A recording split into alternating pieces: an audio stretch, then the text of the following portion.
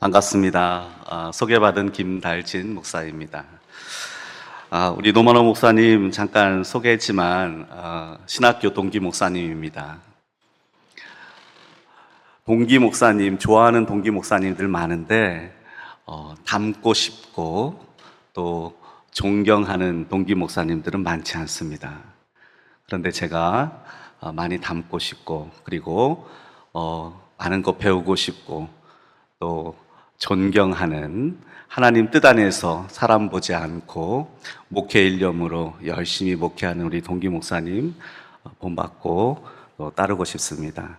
우리 목사님을 목사님과 함께 신앙생활하는 우리 한수만교회 성도님들 목사님 잘 만난 것도 복이 되는 줄로 믿습니다. 또 목사님도 성도님들 잘 만나는 것이 복인 줄로 믿습니다. 복 있는 우리 한수만교회 부럽습니다. 저도 하나님 은혜와 복 가운데 지금 미국에서 목회를 잘 하고 있습니다. 이 저녁에 말씀 전할 수 있는 기회를 주셔서 믿음으로 살아가는 삶 제목으로 말씀을 전하도록 하겠습니다. 여러분, 우리가 가지고 있는 믿음은 무엇입니까? 우리가 어떤 믿음을 가지고 살아갑니까? 저마다 다른 믿음을 가지고 있어서는 안 됩니다. 우리는 동일한 믿음을 가지고 살아가는 성도들입니다. 우리 주 예수 그리스도를 믿는 믿음을 가지고 사는 성도입니다.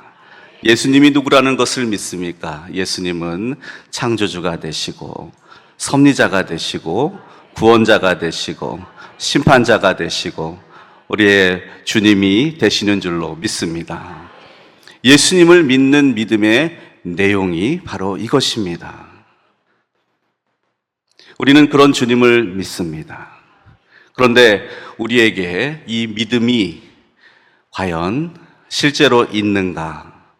아니면 이 믿음이 우리 안에 실제 있지 아니한가? 이것을 어떻게 알 수 있습니까? 때로는 생각으로 내가 예수님이 창조주가 되시고 섭리자가 되시고 구원자가 되시고 또 심판자가 되시고 통치자가 되시고 우리를 영원한 길로 인도하시는 주님이시다. 나는 믿는 그 생각을 가지고 있다고 해서 이 생각이 우리의 믿음을 보장해 주지는 못합니다. 우리 성도님들 곡식과 가라지의 비유를 잘 알고 계실 겁니다. 곡식과 가라지가 한 밭에 함께 존재하고 있습니다. 그런데 가라지가 곡식과 함께 있다고 해서 알곡과 함께 있다고 해서 가라지가 알곡이 되는 것이 아닙니다. 가라지가 생각하기를 주변을 보니까 다 알곡들인데 나도 알곡일 거야 라고 생각하고 있다고 해서 알곡으로 보장받는 것이 아닙니다. 주스 때가 되어서 주스하는 이가 거두어들여 곡간에 드리는 것은 알곡이 될 것이고 거두어들여 불태워 사르는 것은 가라지가 될 것입니다.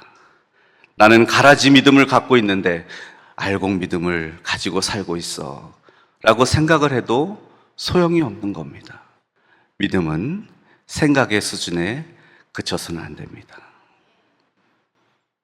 또 믿음은 말의 수준에 그쳐서도 안 됩니다. 당신은 예수님을 믿습니까? 아멘. 저는 예수님을 믿습니다. 이렇게 말을 한다고 해서 실제로 내가 그 믿음을 간직하고 살아가는 것이 아닙니다. 어떤 상황이 되어서 당신은 예수님을 믿는 사람입니까? 예수님을 믿는 믿음을 담대하게 대답하지 못한다면 그럼 그 사람에게는 믿음이 없는 겁니까? 말로는 우리의 믿음을 보증할 수가 없습니다. 성경 속에서 예수님을 믿는 믿음을 가장 잘 고백한 인물이 베드로입니다. 너희는 나를 누구라 생각하느냐? 누구라 말하느냐? 누구라 고백하느냐? 베드로가 말씀드립니다.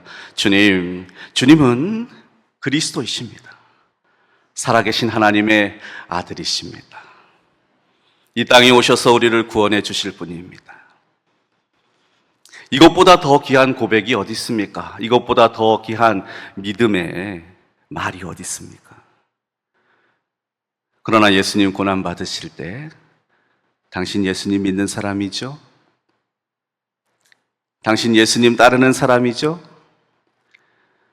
당신 예수님과 함께하고 있었잖아요. 물을 때 베드로는 대답하지 못했습니다. 믿음은 말로써 보장할 수 있는 것이 아닙니다.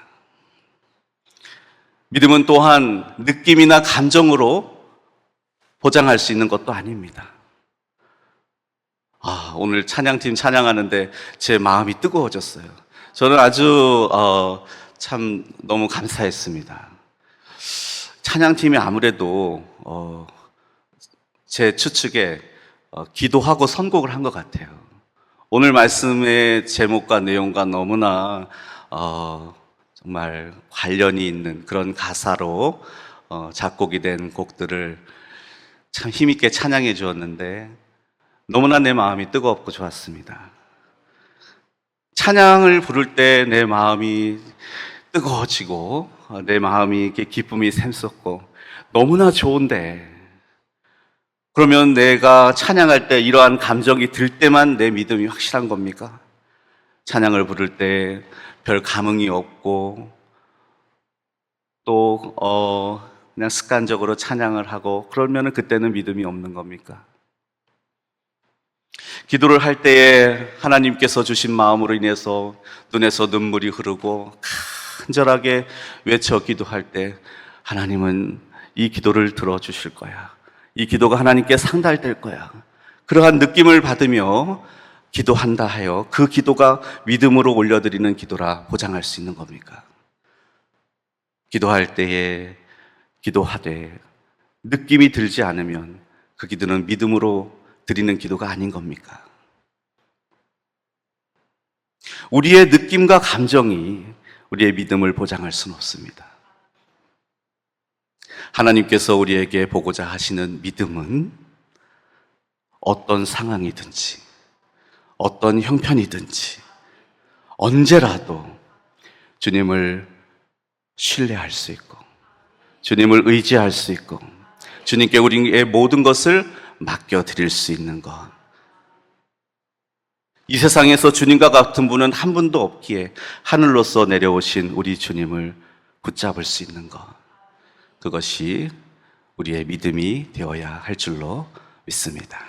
우리 한수만교회 모든 성도님들에게 이러한 믿음이 변함없이 흔들림 없이 자리 잡혀 있게 되기를 주의 이름으로 간절히 축원합니다. 아멘. 이것이 좋은 믿음입니다. 그럼 이 좋은 믿음을 가진 사람은 어떻게 할 수가 있습니까? 저는 좋은 믿음을 가진 사람을 이렇게 설명합니다. 성경에서도 그렇게 말씀하지만 좋은 나무에 비유해서 설명을 합니다. 우리가 좋은 나무라고 말할 수 있는 것은 근사하게 보이는 나무, 화려하게 보이는 나무, 튼튼하게 보이는 나무가 아닙니다. 좋은 열매를 맺고 있어야 좋은 나무라고 할 수가 있는 겁니다. 아무리 겉보기에 화려해도 좋은 열매가 없으면 그것은 좋은 나무가 아닙니다. 우리 데이튼에 한번 오시게 되면 제가 목회하는 교회 한번 방문해 보십시오. 축구장 한 10개 정도의 부지를 가지고 있습니다. 교회 건물이 그렇게 크다는 게 아니고 그것의 한 80%는 잔디밭입니다. 근데 교회에 이렇게 입구를 쭉 들어가는 입구에 매실나무가 줄지어서 쫙 심겨져 있어요.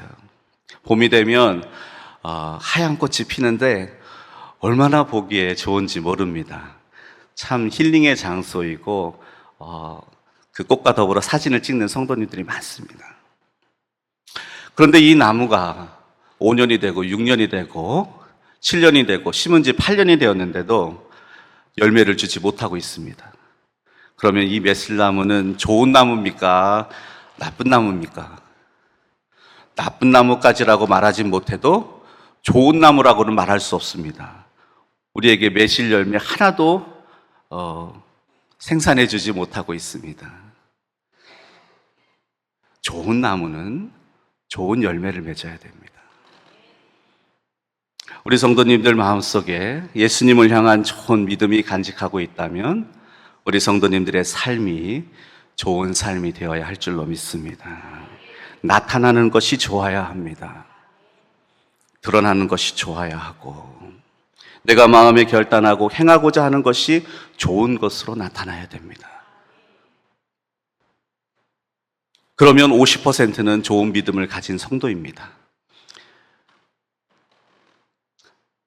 척할 수는 있죠. 드러나는 보이는 모습이 선한 척, 의로운 척 할 수는 있죠. 그러면은 그 사람 안에는 좋은 것이 간직되어 있다고 말할 수 없습니다.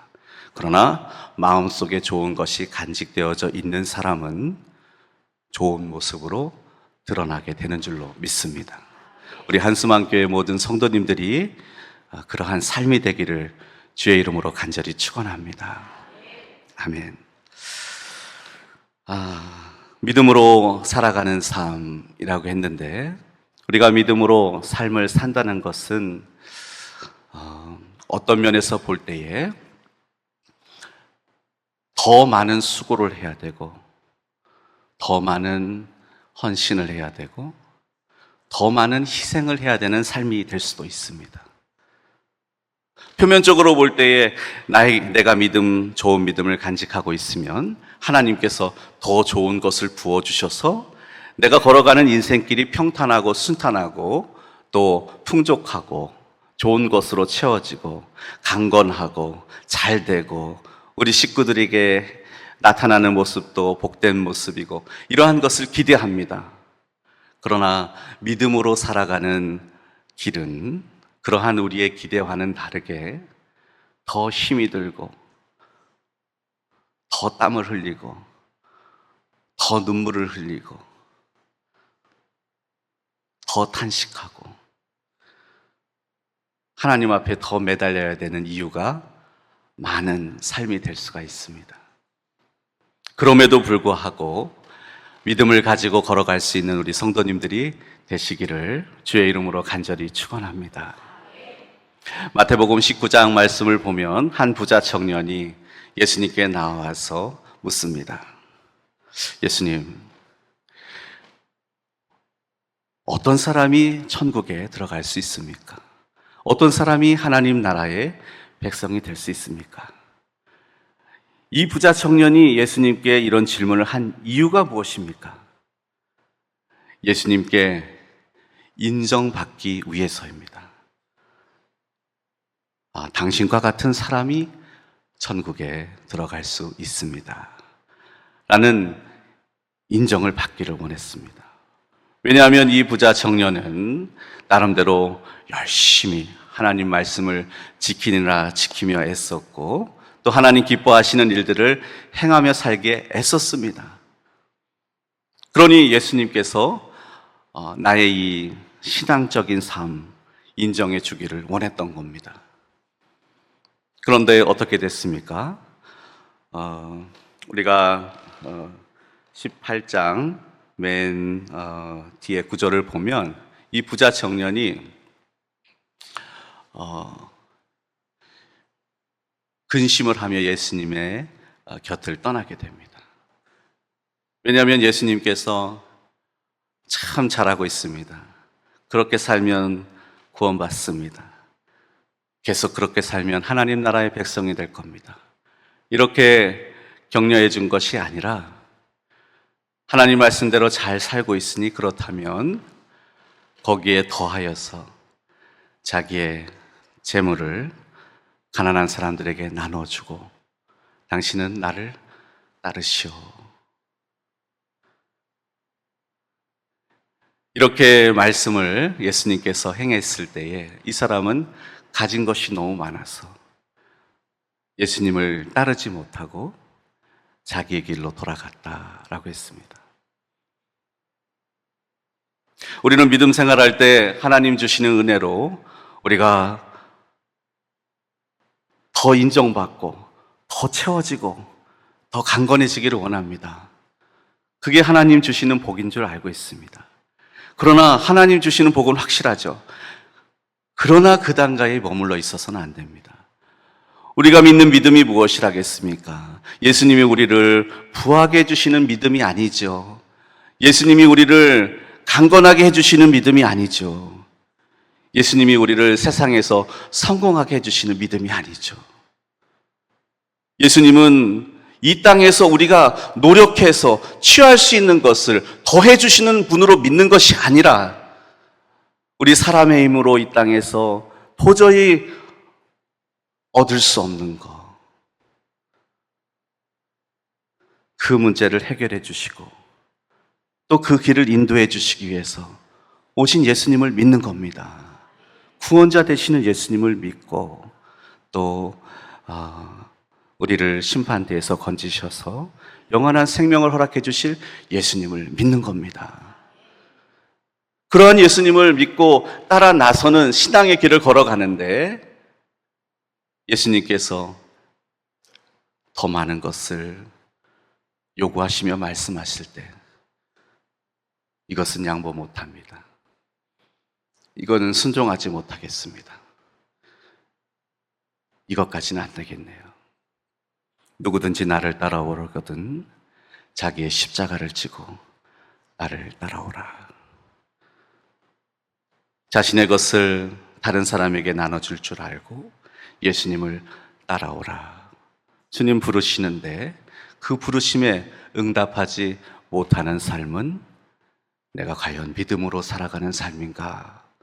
라는 것을 자문해 봐야 합니다. 마가복음 1장과 또 2장 말씀을 보면 예수님께서 제자들을 부르십니다. 열심히 물고기를 잡고 있는 제자들을 찾아가서 예수님께서 나를 따라오라. 내가 너희로 사람을 낚는 어부가 되게 하리라. 예수님 부르셨어요. 제자들은 예수님 부르심에 응답하고 자신들이 일하고 있는 것을 내려놓고 예수님을 따라 나섰습니다. 예수님의 제자가 되었습니다. 세간에서 열심히 세금을 걷고 있는 세리 레위에게 예수님께서 다가가셔서 말씀하셨습니다. 나를 따라오너라. 세리 레위는 그 자리에서 일어나서 예수님을 따랐습니다. 부르심에 응답하는 삶이 믿음의 삶입니다. 예수님을 처음 만났을 때 그들이 그 부르심을 따른 것이 아닙니다. 저는 묵상하면서 기도할 때 이들의 마음 속에 예수님을 향한 믿음이 싹트기 시작했고 예수님을 따르고 싶은데 주님이 부르시면 주님을 따르리라 라고 하는 그러한 준비된 마음이 있었던 겁니다. 주님 부르실 때 모든 것 내려놓고 주님을 따라 나설 수 있었던 겁니다. 우리 노만호 목사님처럼 아무리 근사하고 멋지고 훌륭한 외모를 가진 사람이 여러분들에게 찾아와서 당신을 사랑합니다. 나와 결혼해 주십시오. 나와 함께 남은 평생 같이 삽시다.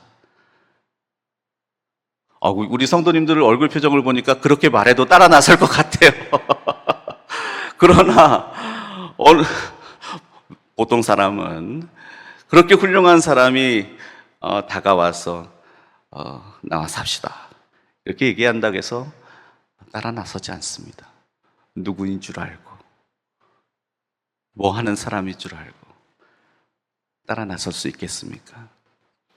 제자들은 마음속에 예수님은 하나님 나라의 복음을 가지고 하늘에서 이 땅에 오셔서 우리를 그 길로 인도해 주시는 분이다라는 것을 믿는 믿음을 가지고 있었습니다.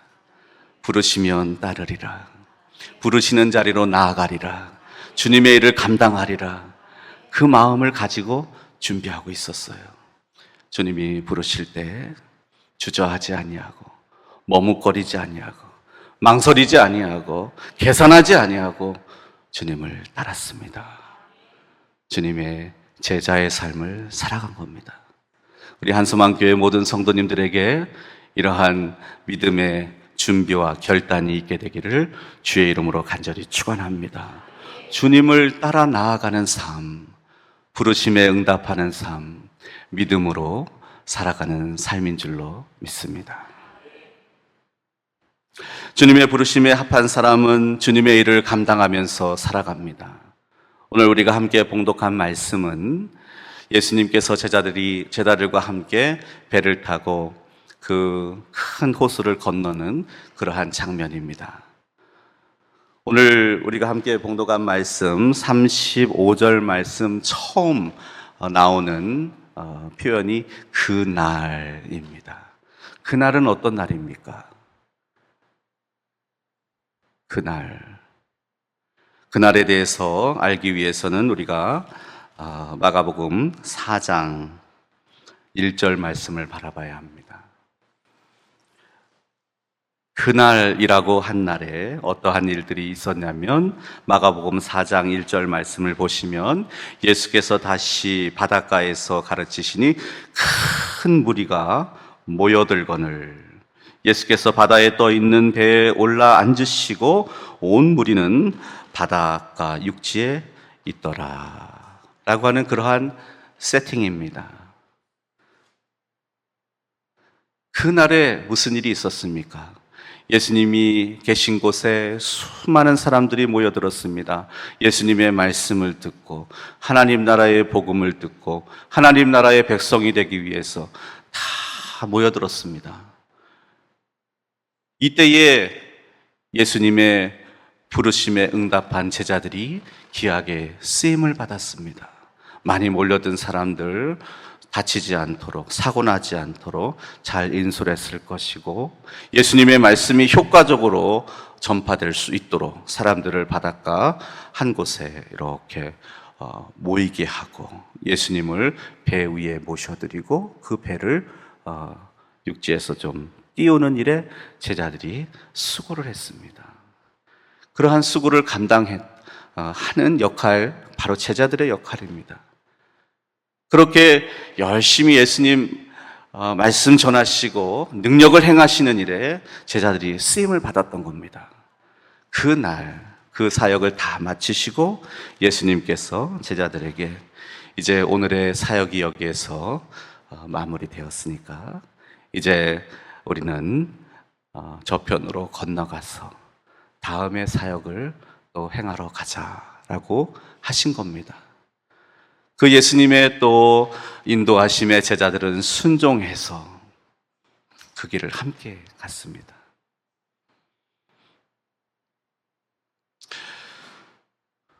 예수님께서 가자고 하셨고 또 예수님께서 인도하시는 길인데 제자들이 가다가 큰 풍랑을 만나게 됩니다. 큰 물결을 만나게 됩니다. 내가 하고 싶은 일을 하기 위해서 가는 길도 아니고 주님께서 가라 하시는 길을 향해서 가고 있는데 주님 말씀에 순종해서 이 길을 가고 있는데 이들의 힘으로 도저히 감당할 수 없는 큰 풍랑과 물결을 만나게 되었습니다. 나에게는 확실한 믿음이 있고 나는 주님을 따르는 삶으로 내 믿음을 드러내고 있고 주님께 귀하게 쓰임받고 있는데 원치 않는 풍랑과 물결을 만나게 된 겁니다.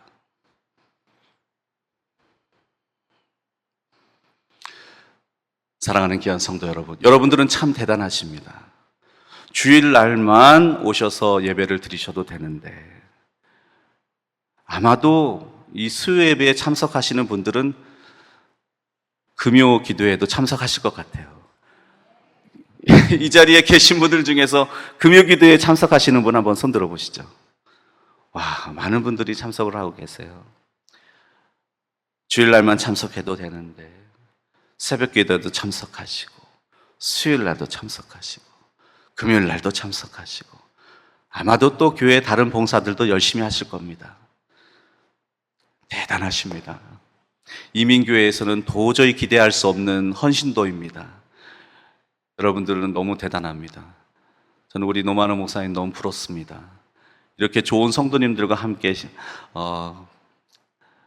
목회를 할 수 있는 거 목회자의 복입니다.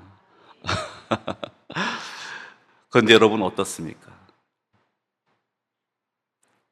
주님 기뻐하시는 일을 감당하면 감당할수록, 주님 맡겨주신 일을 감당하면 감당할수록, 주님께서 원하시는 일을 더 크게 행하고자 하면 행할수록 우리에게 더 큰 부담이 찾아오고 더 큰 시련이 찾아옵니다. 원치 않은 일도 만나게 됩니다. 그러한 상황에서 우리는 우리의 믿음을 어떻게 표현해야 되겠습니까? 예수님을 따르는 수많은 무리 중에서 믿음이 정말 좋다고 하는 제자들, 그들 앞을 가로막고 있는 풍랑과 물결 앞에서 이들은 예수님을 원망했습니다. 주님 말씀에 순종해서 나아가는데 죽을 지경입니다. 상황에 압도당하고 말았습니다. 여기에서 배가 뒤집어지면, 여기에서 배가 물이 차서 잠기면 본인들의 힘으로 도저히 억제할 수 없는 상황 속에서 주님을 원망합니다. 뭐라고 원망합니까? 주님, 제가 지금 죽게 되었는데 저를 상관하지 않으십니까? 저를 그냥 내버려 두실 겁니까? 제 사정이 주님께 가려져 있습니까? 저를 모른 채 하십니까? 제가 주님을 위해서 얼마나 충성을 했는데, 얼마나 헌신을 했는데, 주님 말씀이라면 순종하고 따랐는데 이게 웬일입니까? 제가 죽게 되었습니다. 그런데 나를 모른 채 하실 겁니까? 이 상황 속에서 우리는 예수님이 어떻게 그들과 함께하고 계시는가를 주목해 봐야 합니다. 지금 제자들이 처한 상황은 혼이 나갈 정도로 혼비백산하고, 정말 이제 끝이다, 여기서 죽는다, 내일이 없다, 암담 그 자체였는데 우리 주님은 그러한 상황 속에서 편하게 잠을 자고 계셨습니다. 우리를 모른 채 하신 것이 아니라 그러한 상황이, 그러한 형편이 우리 주님께는 전혀 위협적인 것이 아니라는 겁니다. 우리가 이 세상을 살아가면서 자유로울 수 없는 것이 바로 이 인생의 풍랑들과 물결들입니다. 개인적인 삶에서도 그렇고, 배우자도 그렇고, 자녀들도 그렇고, 우리가 행하는 사업도 그렇고, 건강의 문제도 그렇고, 이 세상의 시간과 장소의 제한을 받으며 살아가면서 큰 풍랑과 물결을 만나게 됩니다. 시험도 당하고, 유혹도 받고, 공격도 받고, 비난도 받고, 손가락질도 받고, 오해도 받고, 비난도 당하고, 그러한 것으로부터 자유로울 수 없습니다. 그런데 우리 예수님도 똑같이 그런 것을 당하셨습니다. 사탄에게 시험을 당하시고, 바리새인들의 서기관들에게 공격을 당하시고, 비난을 당하시고, 어떻게 하면 예수님을 흠잡을까 함정을 파고,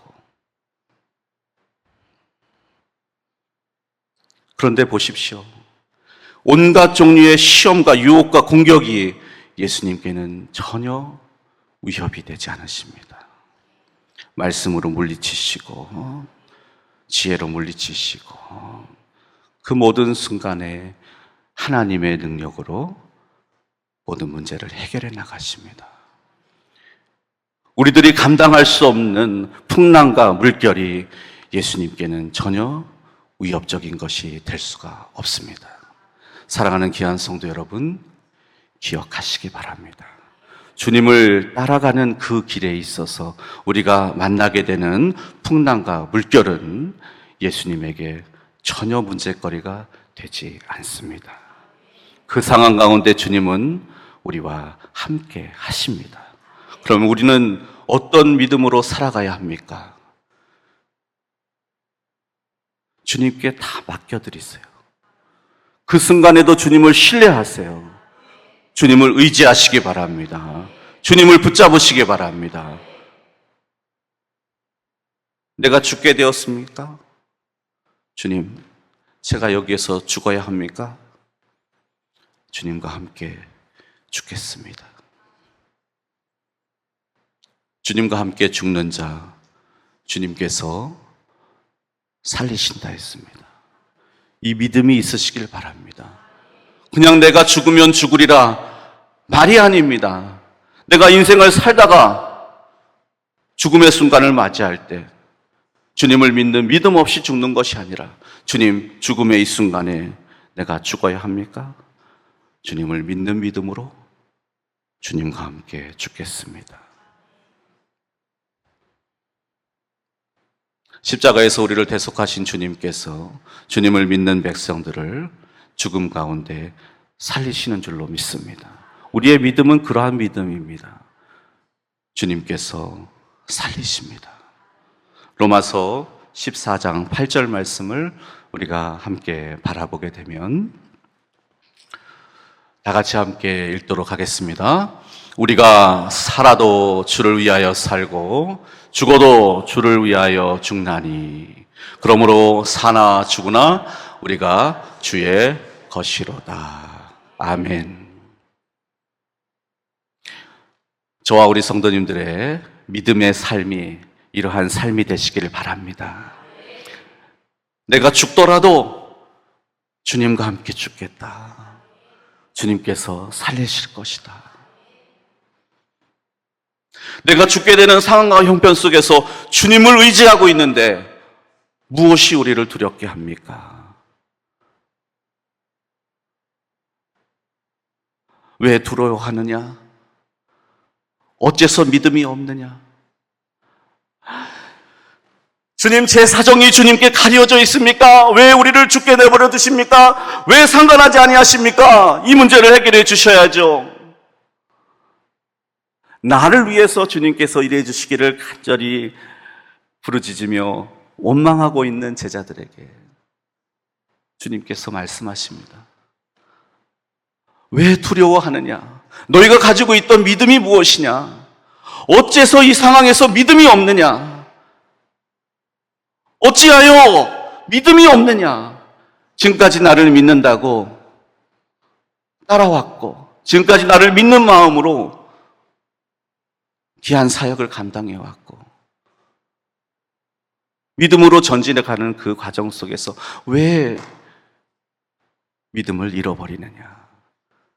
모든 상황, 모든 형평 속에서 주님을 신뢰하시기 바랍니다. 주님을 의지하시기 바랍니다. 주님을 붙잡으시기를 바랍니다.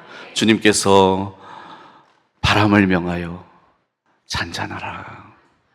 바다를 명하여 잠잠하라. 주님이 명령하시면 우리의 힘으로 도저히 어찌할 수 없는 상황이 한순간에 해결이 되는 겁니다. 우리의 힘으로 도저히 해결할 수 없는 죄의 문제가 풀려지게 되는 겁니다. 우리의 힘으로 감히 어느 누가 해결할 수 없는 사망의 문제가 해결받게 되는 겁니다. 죄와 사망의 권세에서 우리를 건져주시고 영원한 생명의 길로 인도해 주시는 주님을 모든 상황 속에서 믿고 신뢰하며 의지하는 우리 성도님들이 되시기를 주님의 이름으로 간절히 축원합니다. 기도하겠습니다.